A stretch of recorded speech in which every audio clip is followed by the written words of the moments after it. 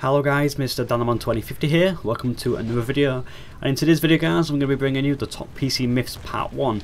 Now, over the past few weeks and months I've got a few questions from you guys, generally about gaming and also PC, PCs in general, and yeah, I'm just going to answer some of the questions that you guys have asked me because some of them are damn right stupid, but at the end of the day by making this video you guys are going to be kind of educated and able to kind of know what to say to people when they ask you about PCs and gaming and stuff like that. So the first one guys is you need an i7 for gaming. No, you really do not need an i7 for gaming, and a really good example of this is the fact that I don't have an i7. I have an i5. Mine is a quad core, it's got actual 4 threads as well, so it's not even hyper threaded, and I do fine. I can play Battlefield, Titanfall, all that kind of stuff, 1080p maximum settings, with well over 60 FPS, so yeah, you really do not need an i7 at all. At the end of the day, if you do go for a more expensive CPU, that's good, but it's not essential at all. Second question is, well, it's kind of a statement to be honest. Higher the wattage on a PSU, the better. That's kind of not true either guys. When it comes to power supplies, getting a higher watt power supply is needed when you're putting a lot of components in, or when you know you're going to upgrade in the future, but at the end of the day, it's all going to do with the efficiency and the actual power curve. So say if you get a 1000 watt power supply and you're only using 500 watts, that's not very efficient and your power supply won't be working to its best, and it'll and you know what it's going to do is then get more power from the wall and not really use it, and it's going to be wasted on noise and heat and stuff like that. What you'll notice is that these platinum rated power supplies are more efficient overall in terms of the system load. So say if you know you're going to be using 600 watts from your PC, buy a 700 watt or something like that. Yeah, there's really no need in going really high, or what would be known as overkill. Now the next question guys is, to future-proof a PC you need to have a high budget. This isn't true as well guys, to be honest.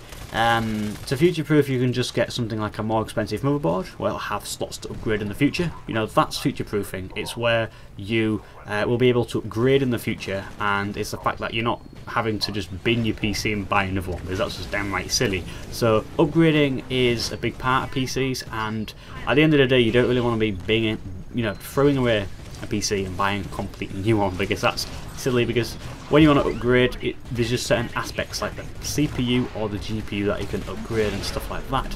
So by getting a motherboard that's just a little bit more expensive, you can have more slots that'll probably allow you to upgrade from, I don't know, 2 4GB sticks of RAM to more, shall I say. Say if you have a CPU, say if you're building a PC, feel free to go with the Intel's option, LG1150. That'll allow you to, buy a CPU next year. That'll be kind of, the next generation.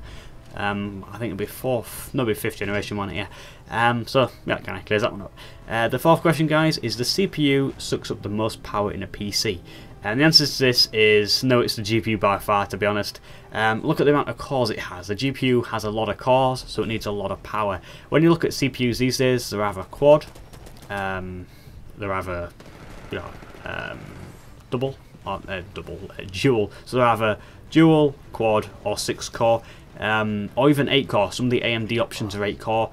While GPUs, for example, my GPU, I really can't remember. I think mine has, is it 2,000 cores? I might be wrong, and I might be way off, and yeah. But I know my GPU has a lot of cores. It's well past the hundreds for sure. Lots of GPUs have hundreds to even thousands of CUDA cores, or even cores in general. The NVIDIA cards in general have CUDA cores, and yeah, they suck up quite a lot of power. I know for definite that the AMD cards are less power efficient, and they do take more power, taking in consideration the actual performance you get from them. So yeah. So the last question, guys, is you need high speed RAM like 1866 and 2400 MHz RAM to play at least all of your PC mighty games in max and all stuff like that. Now RAM speed doesn't really matter, and I've seen benchmarks online where you can be literally comparing the worst RAM to the best RAM in terms of the speed, and really there's like 1 or 2 FPS in it, to be honest. There's 1 or 2 frames in it, and it's all got to do with the capacity And at the end of the day, you only really need 8 gigs. 4 gigs, you know, you're probably scraping it with 4 gigs of RAM. But if you've got 8 gigs of RAM in your PC, you'll not have an issue at all with playing all of your games in Ultra. Because it's mainly got to do with the video RAM that's stored on your graphic card, right next to the GPU chip. And yeah, the actual RAM on the GPU is GDDR5 memory. It's really fast memory. It's usually about 3000 megahertz. Which, as you know, is miles faster than system memory, and that's the actual RAM it uses to store the textures, so your GPU can work really fast and deliver you over 60 FPS in games such as Battlefield on Ultra. Yeah. So guys, that's going to be the end of the video. Let me know what you think, and yeah, I hope you've kind of learned something today, and if you have, please feel free to like, comment, and also subscribe. Anyway guys, I'll catch you in my next video. Goodbye.